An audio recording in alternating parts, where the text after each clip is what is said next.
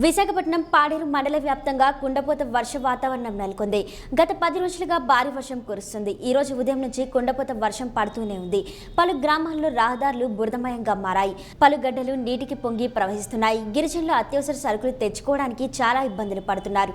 రాత్రి నుంచి భారీ వర్షం కురుస్తున్న వర్షాలకు గెడ్డపాయలు, వాగుల్లో వరద నీరు ఉధృతంగా ప్రవహిస్తున్నాయి. మండల కేంద్రం నుంచి పాడేరు, హుకుంపేట, జీమాడుగుల, ముచంగిపుట్టు తదితర ప్రాంతాల రహదారులపై నీరు ప్రవహిస్తుంది. ప్రధానంగా మట్టి రోడ్లు అధ్వానంగా తయారయ్యాయి. వాహనాల రాకపోకలు సాగించేందుకు వాహన యజమానులు అవస్థలు పడుతున్నారు. పాడేరులో 26 పంచాయతీ పరిధిలో లోతట్టు ప్రాంతాల్లో వేసిన వరద నీటి ఉధృతికి కొట్టుకుపోయింది. పంట పొలాల్లో మట్టి దిబ్బలు, ఇసుక మెట్టలు పేరుకుపోయాయి. మారుమూల గ్రామ ప్రజలు గెడ్డలు ఉధృతంగా ప్రవహించడంతో మారుమూల గిరిజనులు ఇళ్ల దగ్గరే ఉండిపోయారు. ఇలాగే కొనసాగుతుండటంతో కూలి పనులు లేక చాలా అవస్థలకు పడుతున్నారు. మరిన్ని రోజులు ఇలాగే కొనసాగితే మా గ్రామాల్లో పలు రకాల వ్యాధులు విజృంభించే అవకాశం ఉందని గిరిజనులు ఆందోళన చెందుతున్నారు.